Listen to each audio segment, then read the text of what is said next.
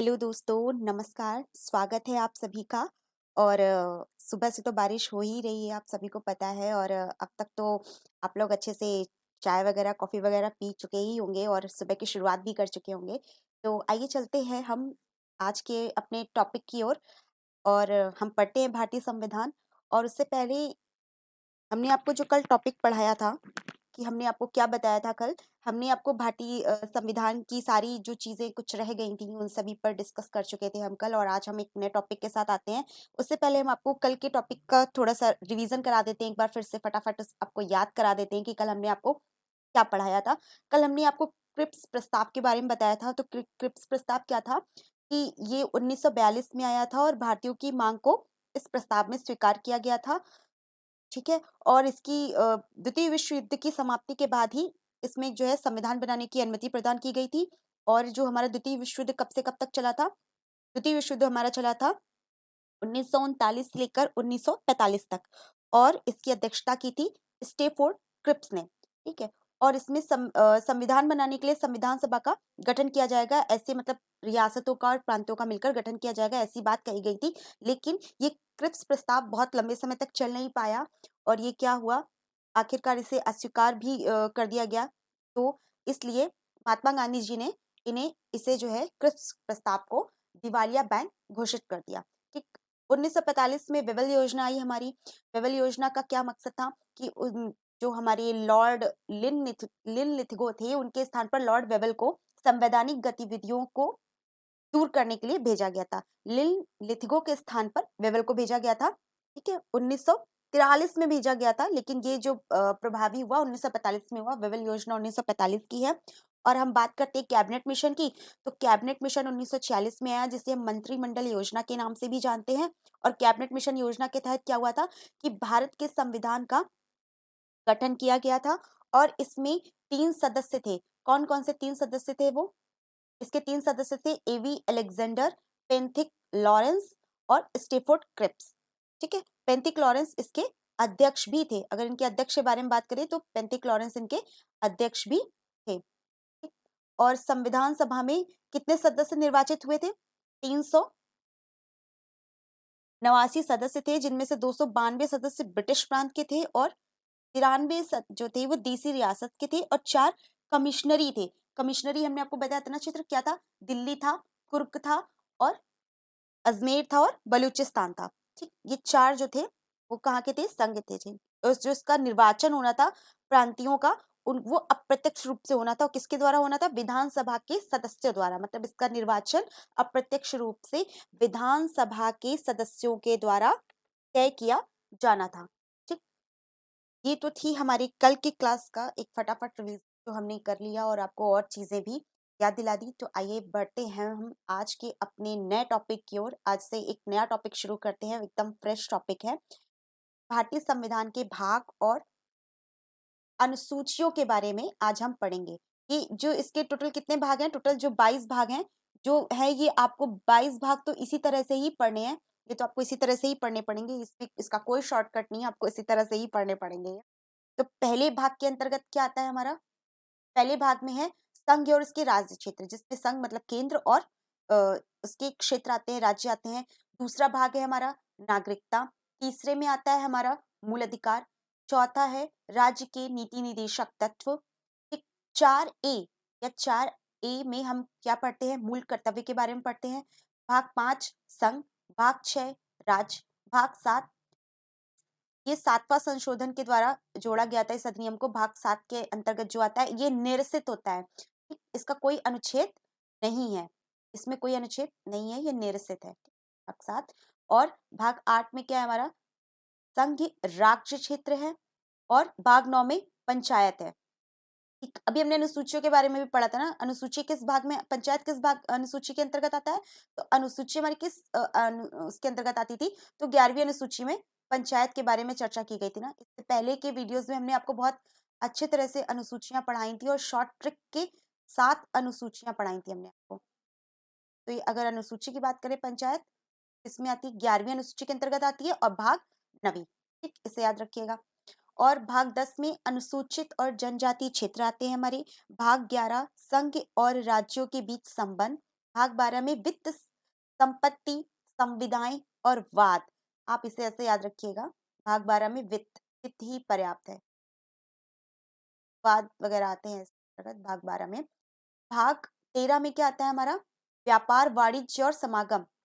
व्यापार, वाणिज्य और समागम, भारत के राज्य क्षेत्र के भीतर, मतलब जो राज्य है ना हमारा, उनके क्षेत्र के भीतर जितना भी व्यापार होता है, वाणिज्य का काम होता है, समागम होता है, आवागमन होता है चीजों का, इंपोर्ट एक्सपोर्ट जिसे कह सकते हैं हम, तो वो हमारा भाग 13 के अंतर्गत आता है। संघ राज्यों के अधीन सेवाएं, भाग 14। 14A में हमारी आती है अधिकरण। 15 में निर्वाचन। 16 कुछ विशेष वर्गों के लिए विशेष उपबंध आते हैं। 17 में राजभाषा। 18 आपात उपबंध। 19 प्रकीर्ण। भाग 20 संविधान के संशोधन से संबंधित है, भाग 20। भाग 20 और अनुच्छेद की बात करें तो इसमें अनुच्छेद आता है हमारा 368। आगे बढ़ते हैं। ये देखिए 368 के अंतर्गत जो है हमारा आता है अनुच्छेद, संविधान संशोधन भाग 20 अनुच्छेद 368। एक भाग 21 में हमारे आते हैं अस्थायी संक्रमणकालीन और विशेष उपबंध आता है, भाग 21 में। भाग 22 में आती है हमारी क्या, संक्षिप्त नाम, हिंदी में प्राधिकृत पाठ और निरसन। हिंदी में प्राधिकृत पाठ, आप यही याद रखिएगा आपको भाग 22 के बारे में। देखिए इसमें इनके भाग के अलावा हमें अनुच्छेद भी सारी इसी के ठीक सामने लिख रखे हैं, संघ और राज्य क्षेत्र अनुच्छेद 1 से 4 तक। तो आज हम ये अनुच्छेद 1 से 4 तक ही इसके बारे में, आज पहला हम यही टॉपिक उठा रहे हैं, इसके ही बारे में चर्चा करेंगे, संघ और उसके राज्य क्षेत्र के बारे में। तो संघ और उसके राज्य क्षेत्र के बारे में क्या है अनुच्छेद 104 में, अनुच्छेद 104 के अंतर्गत हम इसको पढ़ते हैं। तो पहला क्या दिया गया है अनुच्छेद 1 में, संघ का नाम और राज्य क्षेत्र, ठीक है। तो इसके अंतर्गत क्या आता है, संघ राज्य क्षेत्र आते हैं ना, तो आइए हम देखते हैं संघ राज्य क्षेत्र हमारे टोटल कितने होते हैं।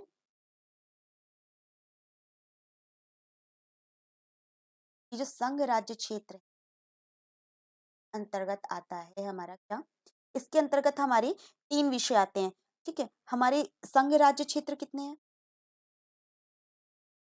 अगर हम यूटी की बात करें, संघ राज्य क्षेत्र की बात करें तो टोटल कितने हैं, 8 हैं, ठीक।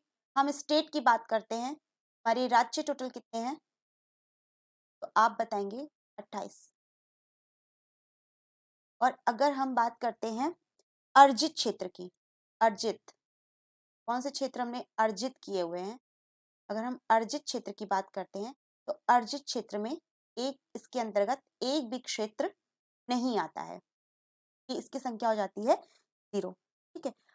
इसके संघ राज्य क्षेत्र के अंतर्गत हम क्या पढ़ते हैं, इसमें कहता है भारत अर्थात इंडिया राज्य का एक संघ होता है। संघ का मतलब क्या होता है, जो हमारा इंडिया है वो राज्य का एक संघ है।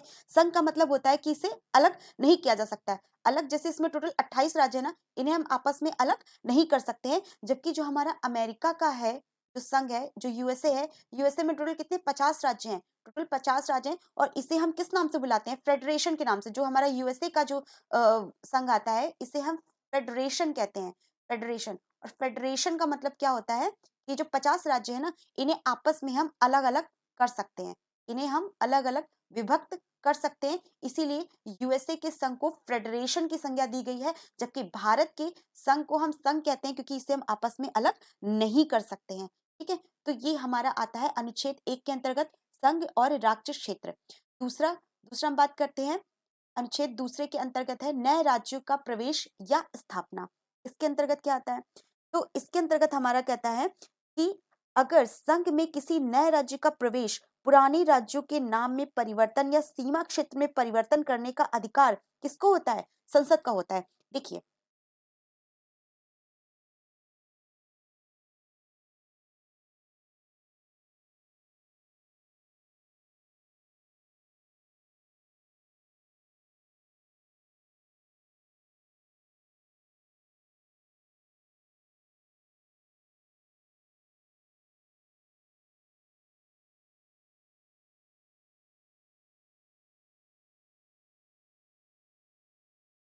देखिए हम भारत के निवासी है ना, ठीक ठीक। दूसरा हमारा क्या कहता है अनुच्छेद, कि कहता है कि अगर किसी नए राज्य का प्रवेश पुराने राज्य के नाम में परिवर्तन या कुछ भी ऐसा करना हो तो हम अनुच्छेद 2 के अंतर्गत ये चीजें आती हैं। जैसे देखिए, जैसे मान लीजिए ये नेपाल है ना, नेपाल, तो अगर हम चाहते हैं कि इस नेपाल का जो प्रवेश है ये यहाँ पे भारत में हो जाए, इसे भी एक राज्य का दर्जा यहाँ मिल जाए, तो हम किसके अंतर्गत इसे पढ़ेंगे, अनुच्छेद 2 के अंतर्गत। अनुच्छेद 2 हमारा क्या कहता है कि अगर हमें किसी भी राज्य को भारत के अंतर्गत शामिल करना है तो वो अनुच्छेद 1 के अंतर्गत आता है और भाग 1 के अंतर्गत आता है। ठीक है, तो हम इस नेपाल, लेकिन इसका अधिकार किसके पास है, इसे भारत में राज्य की संज्ञा देने का अधिकार है संसद को। अगर संसद चाहेगी तो नेपाल को एक राज्य का दर्जा भारत में दिया जा सकता है। और ये किसके अधिकार क्षेत्र में आता है, किसके द्वारा इसे किया जाता है, इसे करते हैं हम साधारण संशोधन के द्वारा,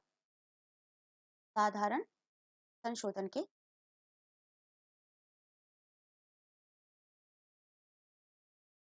तो ये जो हमारा अनुच्छेद 2 है कि नए राज्यों का प्रवेश या स्थापना, अगर हमें भारत में नए राज्यों के प्रवेश या स्थापना की जरूरत पड़ी तो हम संसद का सहारा लेंगे। संसद ही ये तय करेगी कि इस जो राज्य को हमें अपने भारत राज्य में एक राज्य का दर्जा देना है या ना देना है, ये हमारी संसद तय करेगी। और ये किसके अंतर्गत होगा, साधारण संशोधन के अंतर्गत इसे किया जाएगा कि भारत के राज्यों भारत के बाहर जो शामिल हैं, मतलब जो राज्य हैं, उन्हें भारत में जगह दी जाए या ना दी जाए। अब हम आते हैं अनुच्छेद 3 के अंतर्गत। अनुच्छेद 3 हमारा क्या कहता है कि नए राज्यों का निर्माण और वर्तमान राज्यों के क्षेत्र, सीमाओं या नामों में परिवर्तन। ठीक है, ये भी किसके द्वारा होगा, ये भी साधारण संशोधन के द्वारा ही होगा, साधारण संशोधन के द्वारा ही होगा।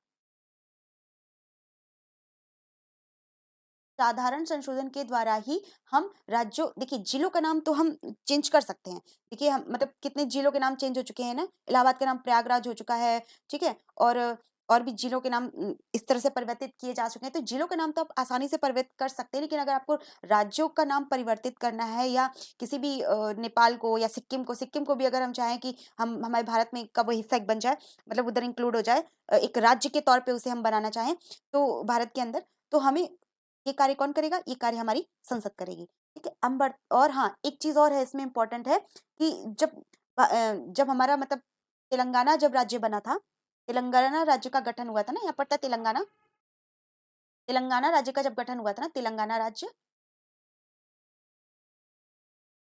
तो इसका गठन भी अगर पूछा जाता है, प्रश्न किया जाता है किस अनुच्छेद के अंतर्गत आता है, तो आप बताएंगे कि तेलंगाना राज्य का गठन अनुच्छेद 3 के अंतर्गत वर्णित है। ठीक है, ये मोस्ट इंपॉर्टेंट है, इसे याद रखिएगा कि इसमें जो अनुच्छेद 3 है हमारा, इसमें तेलंगाना राज्य का गठन किया गया था अनुच्छेद 3 के अंतर्गत। 3 में तेलंगाना, ऐसे याद रखिएगा, 3 और तेलंगाना, 3 से तेलंगाना। ठीक, अब अनुच्छेद 4 क्या कहता है, अनुच्छेद 4 ये कहता है कि पहली अनुसूची और चौथी अनुसूची के संशोधन तथा अनुपूरक, अनुषांगिक और पारिमाणिक विषयों का उपबंध करने के लिए अनुच्छेद 2 और अनुच्छेद 3 के अधीन बनाई गई विधियां, एक अनुच्छेद 4 में जो वर्णित है वो अनुच्छेद 2 और अनुच्छेद 3 के अंतर्गत बनाई गई विधियों के ही अनुरूप है। लेकिन इसमें क्या है अनुच्छेद 3 में, कि जो इसमें ये बोल रहा है कि जो अनुच्छेद 3 और 2, अनुच्छेद 2 और 3 में जो बनाया गया है वो संविधान संशोधन इसके अंतर्गत आता है, अनुच्छेद 368 के अंतर्गत ये मान्य नहीं होगा। ठीक है, और मान्य क्या नहीं होगा इसके अंतर्गत, मान्य क्या नहीं होगा कि जो ये देखिए अनुच्छेद हमने आपको अभी बताया कि अनुच्छेद जो 2 है, अनुच्छेद 3 में जो भी चीजें बदलाव किए जा रहे हैं वो किसके अंतर्गत किए जा रहे हैं, वो किए जा रहे हैं साधारण संशोधन के अंतर्गत। लेकिन जो अनुच्छेद 2 और जो 4 जो लागू हो रहा है 2 और 3 के अंतर्गत, अनुच्छेद 368 के अंतर्गत मान्य नहीं होगा। लेकिन मान्य क्या नहीं होगा कि इसमें साधारण संशोधन के अंतर्गत कार्य नहीं बल्कि विशेष संशोधन के अंतर्गत कार्य होगा।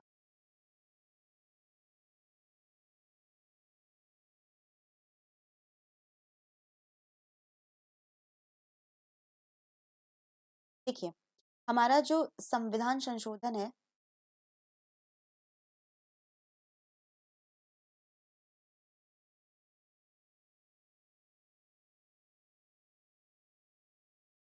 वो आता है भाग 20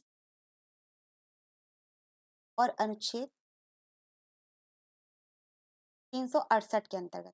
ठीक है, तो जो हमारा ये चौथा अनुच्छेद है, अनुच्छेद 4 है, इसमें कह रहा है कि जो चीजें अनुच्छेद 2 और अनुच्छेद 3 में लागू हुई हैं, वो संविधान संशोधन 368 के अंतर्गत अनुच्छेद 4 में मान्य नहीं होंगी। मतलब इन दोनों में जो हमने साधारण संशोधन का इस्तेमाल किया है, वो इसके अंतर्गत शामिल नहीं किया जाएगा। और जो इसके संशोधन होते हैं वो दो तरह के होते हैं। कौन कौन से दो संशोधन होते हैं? एक होता है हमारा विशेष संशोधन,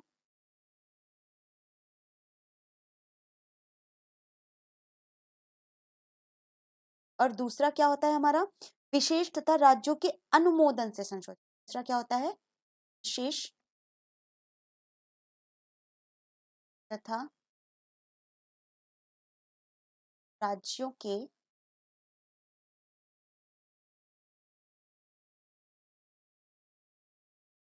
अनुमोदन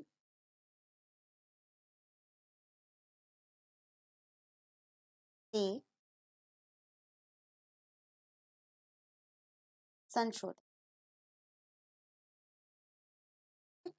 समझ गए आप? अनुच्छेद 1 हमारा कहता है कि जो है इसमें भारत का एक संघ हो। ठीक है, एक संघ हो। संघ का मतलब जिसे हम जो एक दूसरे से अलग नहीं हो सकते। भारत में टोटल 28 राज्य है जो एक दूसरे से कभी अलग नहीं हो सकते टोटल। ठीक है, संघ राज्य क्षेत्र की बात करें तो भारत में 8 है। अर्जित क्षेत्र जो है उनका कोई उल्लेख नहीं है इसमें, अर्जित क्षेत्र नहीं है, वो शून्य है। ठीक है, जबकि यूएसए का जो संविधान है वो क्या कहता है? यूएसए को हम एक फेडरेशन के रूप में जानते हैं, जिसमें टोटल यूएसए में, हमारे अमेरिका में 50 राज्य हैं जो एक दूसरे से अलग किए जा चुके हैं, इसीलिए इसे फेडरेशन की संज्ञा दी गई है। अनुच्छेद 2 हमारा क्या कहता है? अनुच्छेद 2 ये कहता है कि किसी नए राज्य का जो प्रवेश है अगर करना है तो हमें इसका अधिकार किसके पास है? इसका अधिकार जो है संसद के पास होता है, और ये साधारण संशोधन के द्वारा किया जा सकता है। जबकि अनुच्छेद 3 हमारा कहता है कि अगर हमें किसी राज्य का नाम परिवर्तित करना हो या उसे सीमा क्षेत्र में परिवर्तन लाना हो, ठीक है, तो हमें वो कौन किसके द्वारा किया जाएगा? वो भी संसद के द्वारा ही किया जाएगा और साधारण संशोधन के द्वारा ही किया जाएगा। और तेलंगाना को जब राज्य का गठन हुआ था, तो इसको भारत के अंदर हुआ था ना तेलंगाना राज्य का गठन, तो ये भी अनुच्छेद 3 के अंतर्गत हुआ था। ठीक है, इसे याद रखिएगा। जबकि अनुच्छेद 4 ये कहता है कि जो अनुच्छेद 2 और 3 इन दोनों में ही वर्णित है साधारण संशोधन, वो अनुच्छेद 4 के अंतर्गत मान्य नहीं होगा। उसके लिए हमें विशेष संशोधन की आवश्यकता होगी, या विशेष या राज्य के द्वारा संशोधन, राज्यों के अनुमोदन से संशोधन किया जा सकेगा। तो उम्मीद करती हूँ कि आपको ये अनुच्छेद 1 से 4, आज हमने भाग 1 पढ़ा है, और अनुच्छेद 1 से 4 में वर्णित इन 4 अनुच्छेदों की आज हमने चर्चा भी की है, तो आप बेहतर तरह से समझ भी पाए होंगे। और आगे हम अब कल के टॉपिक पे नागरिकता के विषय में बात करेंगे, इस पर चर्चा करेंगे, अनुच्छेद 5 से 11 के अंतर्गत जो कि आता है। तो आज की क्लास यहीं समाप्त होती है। तब तक के लिए धन्यवाद। आप खुश रहें, स्वस्थ रहें, इसी तरह पढ़ते रहें और अपना बेहतर प्रयास करते रहें, परीक्षा में अवश्य सफल हों। और अब धीमे-धीमे टॉपिक और आपके सामने बढ़ते जाएँगे, दिन प दिन टफ होते जाएँगे। तो एक भी क्लास मिस मत करिएगा। और आपको अगर मेरी वीडियो पसंद आई हो, आपको अच्छी इन्फॉर्मेशन मिली हो, तो वीडियो को लाइक करना ज़रूर ना भूलें, और कमेंट भी ज़रूर किया करें। आपको अगर कुछ और एक्स्ट्रा पूछना हो या इसके बारे में और जानना हो, तो आप बिल्कुल कमेंट कर सकते हैं। ठीक है? हम आपसे अब नेक्स्ट वीडियो में बहुत जल्द मिलते हैं। धन्यवाद। जय हिंद, जय भारत।